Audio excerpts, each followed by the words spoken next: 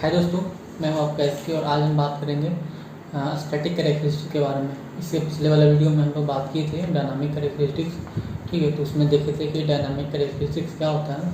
तो dynamic characteristic basically ये था कि कोई वैसा इंस्ट्रूमेंट का कैरेक्टरिस्टिक जो भी कितना मतलब तेज़ी से है, कितना इंस्टेंटली या फिर कितना इंस्टेंट के रूप में अगर वो मेजर करता है मेजर वेरिएबल को, तो उसको बोलते थे डायनामिक। और हम लोग बात करेंगे स्टैटिक वेरिएबल, स्टैटिक कैरेक्टरिस्टिक्स के बारे में। तो स्टैटिक कैरेक्टरिस्टिक्स वो होता है जो कि प्रोसेस जो कंडीशन होता है उसके साथ वेरी नहीं करता है। ठीक है, आप देखिएगा कैसे कैसे वेरी नहीं करता हूँ मैं बताऊँगा। बस इतने समझना है कि वही लिखा हुआ static characteristic of an instrument use to measure unvary process condition. जो कोई प्रोसेस कंडीशन है अगर वो अनवेरी कर रहा है, ठीक है, प्रोसेस कैरेक्टरिस्टिक एकदम अनवेरी कर रहा है, वो उसमें आप टेम्परेचर प्रेशर ये सब कुछ का मतलब नहीं, आपको नहीं बढ़ा घटा रहे हैं, लेकिन वहाँ पर ही वो जब शांत हो जाता है, जैसे मतलब कैसे बोला जाता है कि कोई सिस्टम अटेंड कर ले इक्विलिब्रियम मतलब शांत हो गया, लेकिन फिर भी इक्विलिब्रियम की बात तो वो डायनामिक होता है, लेकिन हम वहाँ की बात नहीं कर रहे हैं। लेकिन फिर भी अगर कोई भी जैसे रिएक्टर है, अगर टेम्परेचर फिक्स है कि 400 डिग्री सी है और 200 kg का प्रेशर है, तो उसने अटेंड कर लिया, उसे कम बेसी नहीं हो रहा, एकदम शांत होगा, तो उसको क्या बोलेंगे? जो अनवेरिंग प्रोसेस कंडीशन को ही हम लोग बोलते हैं स्टैटिक कैरेक्टरिस्टिक्स। ठीक है, तो हम लोग रिएक्टर की बात नहीं करते, तो रिएक्टर में जो लगा इंस्ट्रूमेंट है हम उसकी बात करते हैं। ठीक है, हम लोग देखेंगे, पहले हम इसको समझाते हैं मतलब मोरली से कि क्या होता है, उसके बाद हम डिफिनेशन इसके हर एक का मैं लिख दूंगा। ओके, पहला एक्यूरेसी।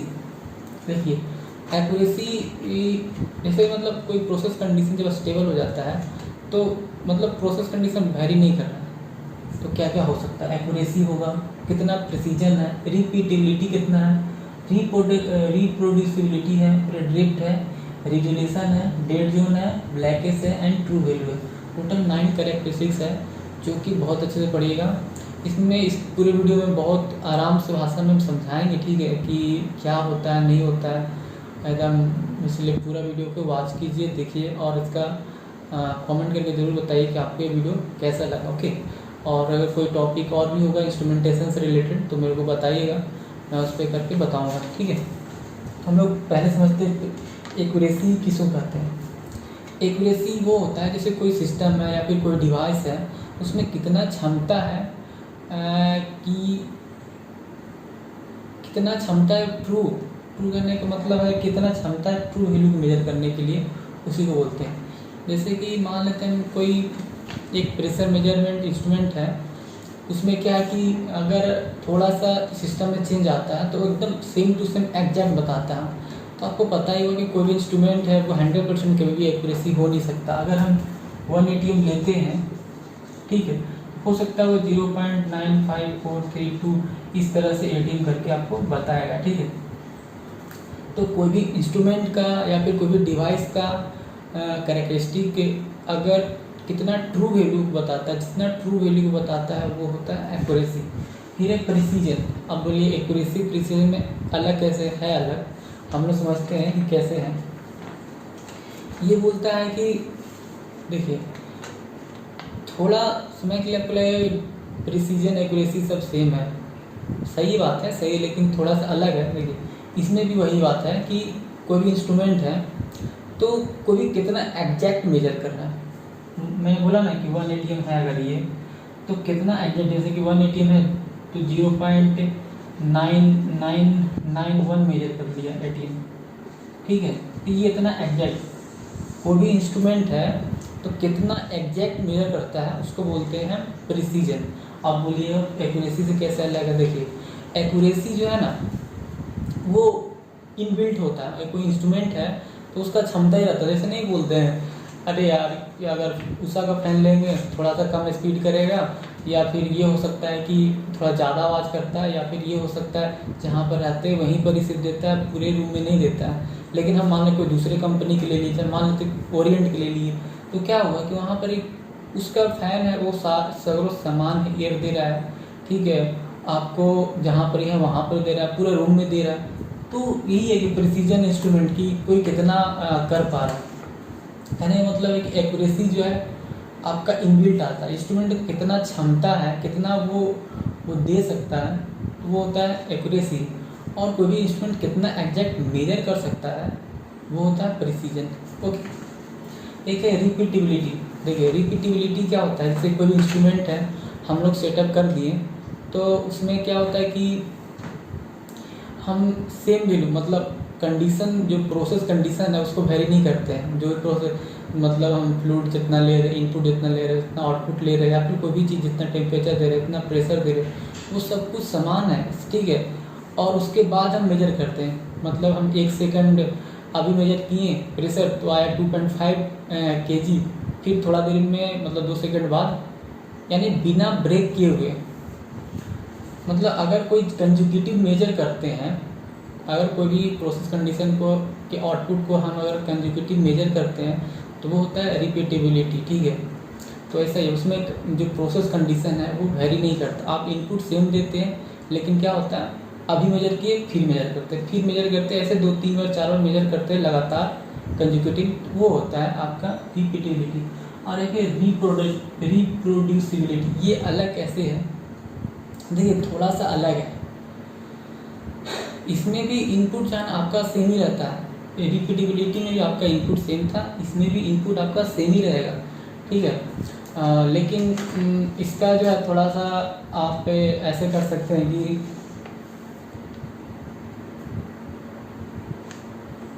कोई भी इंस्ट्रूमेंट है कितना क्लोजनेस या फिर कितना एग्जैक्ट मेजर कर रहा है सेम इनपुट वैल्यू से, वो होता है रिपीटेबिलिटी, रिप्रोड्यूसिबिलिटी। अब है कि ये रिपीटेबिलिटी और रिप्रोड्यूसिबिलिटी से अलग कैसे है।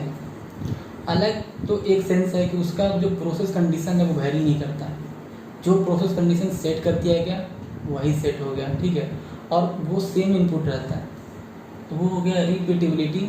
और रिप्रोड्यूसिबिलिटी में हुआ कि आप इनपुट सेम ही दे रहे हैं, ठीक है। जैसे कि हम मान लेते हैं कि अभी मेजर किए 4 kg का इनपुट दिए थे, प्रेशर दिए थे, ठीक है, और हमारा अगर कोई पंप में गुजरता है, पंप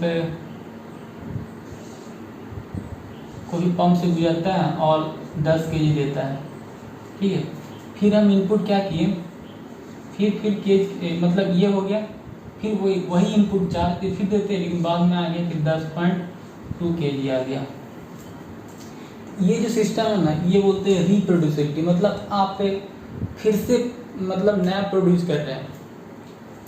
इसमें था कि आप एक बार दे दिए हैं, चल रहा है, 1 सेकंड बाद देखें, 2 सेकंड बाद देखें, 3 सेकंड बाद देखें, 4 सेकंड बाद देखें, तो उस समय जो वेरी करके जो मेजर वेरिएबल आया वो है रिपीटेबिलिटी। लेकिन जो रिप्रोड्यूसिबिलिटी होता है उसमें आप इनपुट सेम देते हैं, जैसे कि आपको बताएंगे 4 kg दिए, आगे आया 10 kg पंप से पास करने के बाद, लेकिन अभी 4 kg दिए फिर 10.2 आ गया, 10.1 आ गया, तो आप फिर से कोई भी सिस्टम को रिप्रोड्यूस करते हैं तो वो होता है रिपीटेबिलिटी।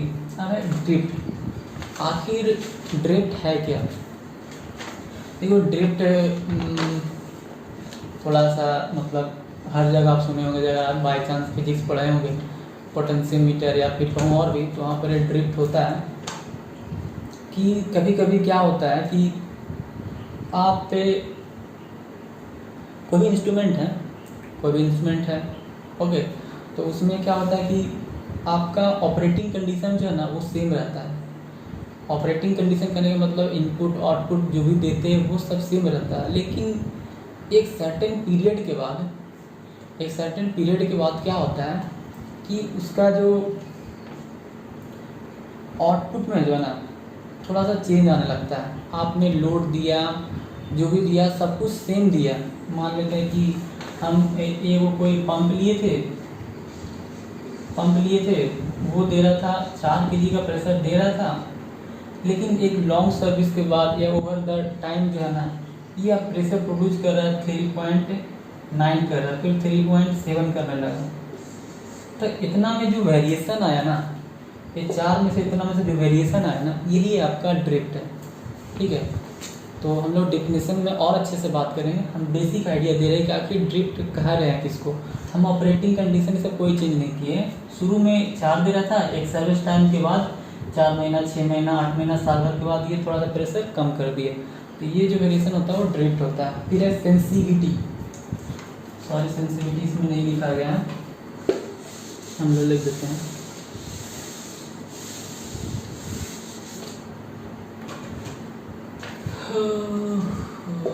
अच्छा, यहाँ पर ही चौथा छूट गया था। ठीक है, चौथा था सेंसिटिविटी।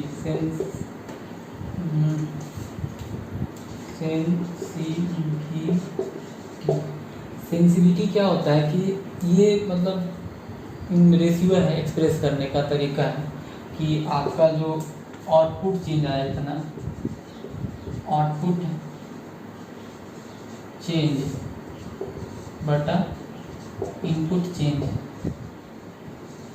ठीक है, कोई भी आउटपुट चेंज हुआ अब उतना कितना इनपुट चेंज हुआ, ये दोनों का जो रेशियो होता है वो बोलते हैं सेंसिटिविटी। ठीक है, सेंसिटिविटी।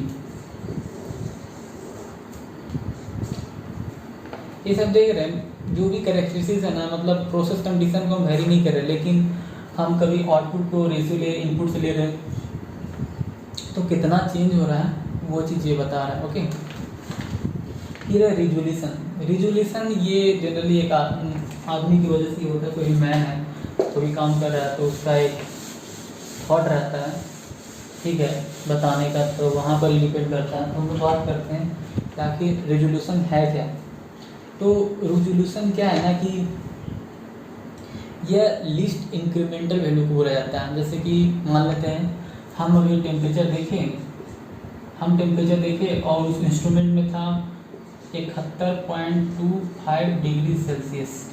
ठीक, तो आदमी आया, ठीक है, बोल दिया कितना डिग्री से टेम्परेचर था, 71 था।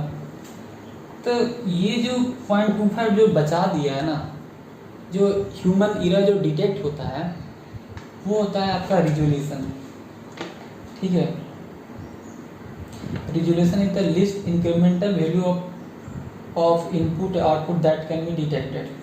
ठीक है, तो मतलब आप ऐसा नहीं कि बहुत ज़्यादा बढ़ा दिए या फिर घटा दिए। जैसे बाई चांस ये रहता है कि 70 नहीं, हाँ 70 पॉइंट मान लो, 70 पॉइंट या 69.5 रहा या 9 मान लीजिए, 69.9 रहा, इसको बता दिए कितना 70 डिग्री हो गया आपका। तो लिस्ट इंक्रीमेंटल जो वैल्यू होता है या बढ़ा के बताते हैं या फिर कभी कभी घटा के बताते हैं।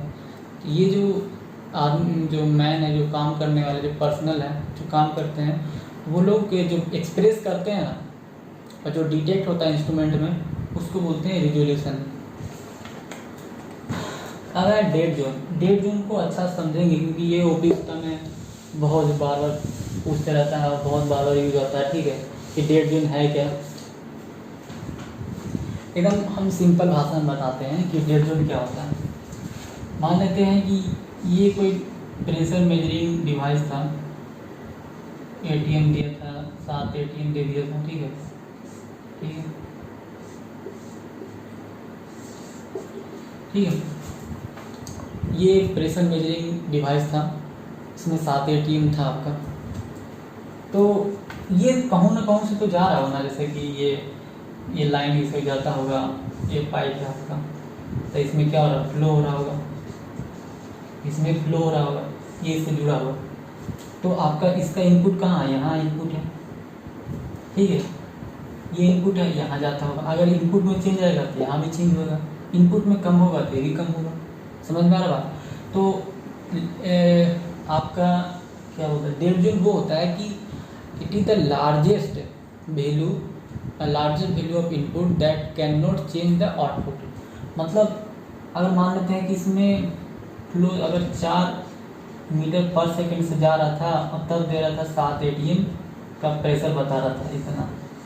ठीक है, लेकिन हम कर दिए 4.1 कर दिए मीटर पर सेकंड, फिर भी ये 7 एटीएम जो बता रहा है ना, ये जो इंस्ट्रूमेंट का जो कैरेक्टरिस्टिक्स है उसको बोलते हैं हम लोग dead zone. It is the largest value of input that can not change the output value of the system. कोई भी इंस्ट्रूमेंट है या फिर कोई भी सिस्टम है, उसके आउटपुट वैल्यू जब हम कितना मैक्सिमम हम इनपुट वैल्यू को चेंज करेंगे ताकि आउटपुट का वेरिएशन नहीं हो। तो आई होप आपको डेड जोन समझ में आया होगा कि डेड जोन कहते हैं किसको। मैं एक बार फिर से समझाना चाहूँगा डेढ़ जूल कि कोई भी इंस्ट्रूमेंट आप ले लीजिए, प्रेशर ले लीजिए, टेम्परेचर ले लीजिए, तो वो अगर यहाँ पर ही 4 kg/s की रफ्तार से अगर कोई फ्लूइड फ्लो कर रहा था तो इसमें प्रेशर दिखा रहा था 20 atm। ठीक है, फिर सुनिएगा, 4 kg/s के हिसाब से कोई फ्लूइड फ्लो कर रहा था और 20 atm प्रेशर दिखा रहा था। तो हम क्या किए, इसका जो फ्लो था वो 4.2 कर दिए kg/s, अभी भी 20 atm ही दिखा रहा है। तो ये जो इंस्ट्रूमेंट का जो कैरेक्टरिस्टिक्स है इसको बोलते हैं डेढ़ जूल। अगर यही 4.5 कर दिए तो ये हो गया आपका कि मैं ये 22 atm मान लेते हैं। तो इनपुट वैल्यू में कितना मैक्सिमम हम चेंज करें ताकि वो आउटपुट चेंज ना करे, उसको बोलते हैं डेढ़ जूल।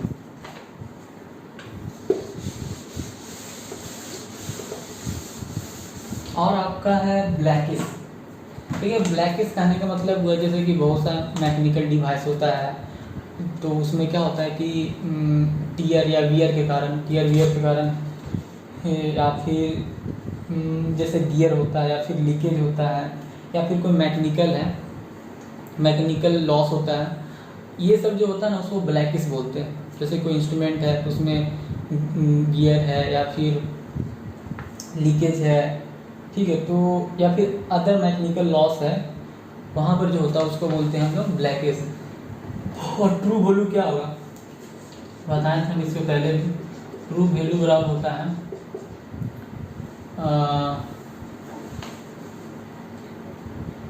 जो आपका हुआ इंस्ट्रूमेंट रीडिंग।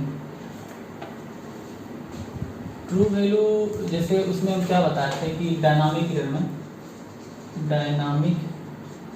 ईयर में कि आपका ट्रू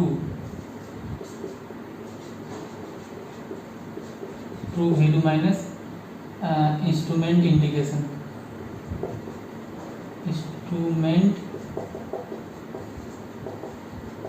इंडिकेशन, तो आपका ट्रू वैल्यू बराबर क्या हो जाएगा, ट्रू वैल्यू बराबर हो जाएगा कि डायनामिक यहाँ पर स्टैटिक ईरर की बात कर रहे हैं तो हम लोग स्टैटिक की बात करेंगे। ठीक है, static error plus instrument measured quantity. ठीक है, ये आपका हो जाएगा, क्या हो जाएगा, ट्रू वैल्यू हो जाएगा static year plus instrument major quantity. So I hope एक बेसिक आइडिया मिल गया होगा। अगर आपको नहीं समझ में आया तो वीडियो को पॉज करके बैक करके आप समझ लीजिएगा। अब हम इसको डिफिनेशन लिख देते हैं कि कैसे कोई लिखते हैं किसी चीज़ को, ताकि और आपको एग्जैक्ट समझने में या फिर अभी या फिर बाद में समझने में दिक्कत ना हो।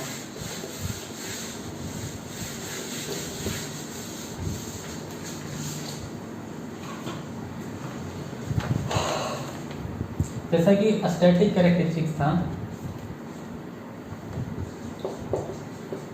Static characteristics, it is the characteristics of instrument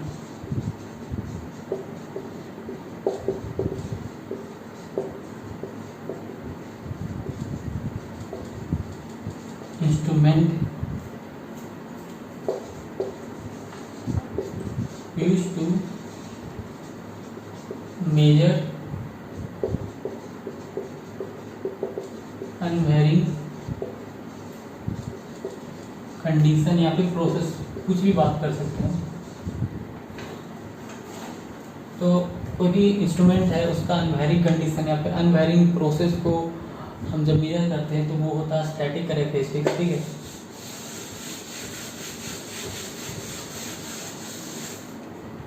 अब हम बात करते हैं इसकी accuracy.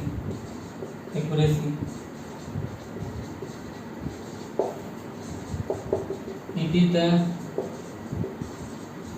ability of device or system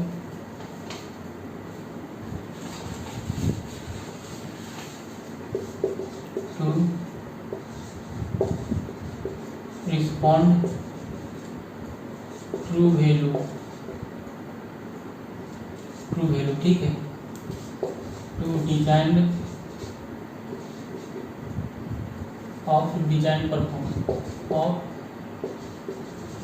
perform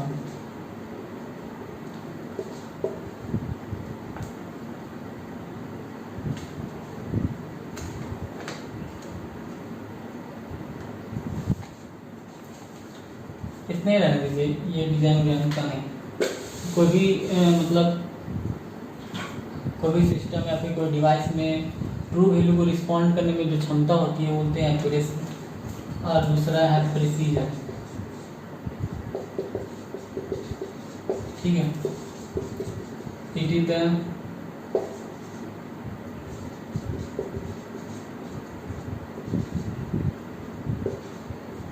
exactness of see it is the exactness, it is the degree of exactness, the degree of it is the degree of exactness, it is degree of exactness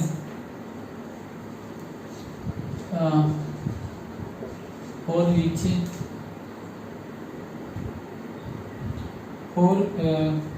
which an instrument to perform, ठीक है।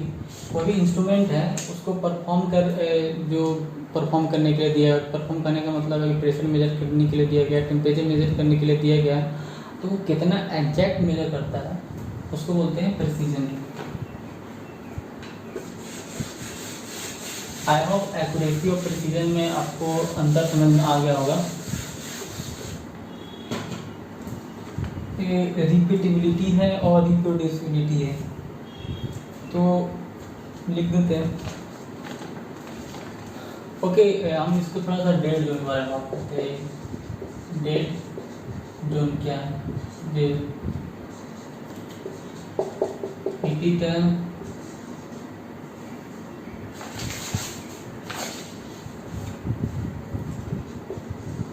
it is the largest change of input of a device or system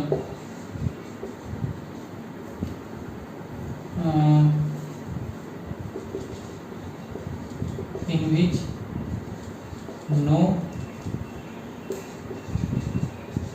output change, ठीक है।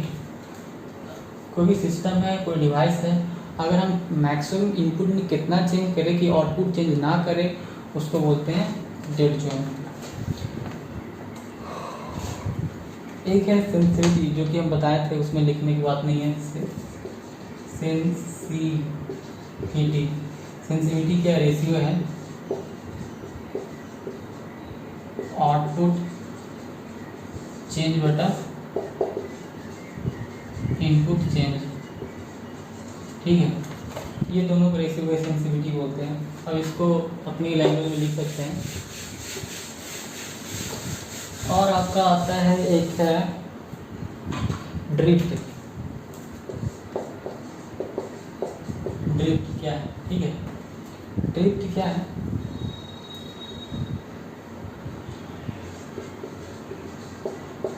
Drift is a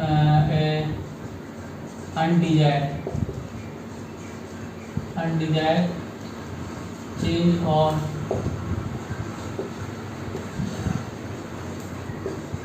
gradual change in output over a period of time, ठीक है, that is unrelated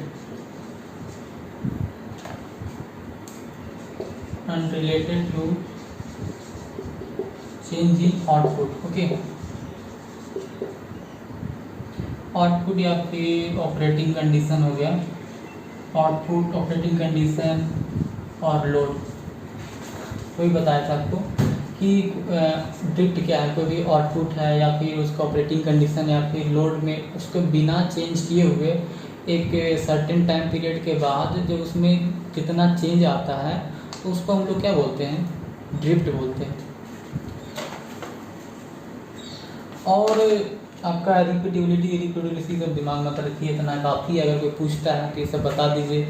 repeatability तो बस एक idea बताया था कि कहाँ पर यूज होता है, किस तरह से। ये जो डेफिनेशन लिखा है ये बहुत ज़्यादा इंपॉर्टेंट है। अगर कोई पूछता है तो इसी को लिखिए, इसी को बताइए, बस इतना ही काफ़ी है, ठीक है। और ज़्यादा पढ़ने के लिए इंस्ट्रूमेंटेशन वाले लोग हैं, वो लोग काफ़ी अच्छे से पढ़ेंगे इसके बारे में। So thank you for watching video. फिर मिलते हैं नेक्स्ट वीडियो में।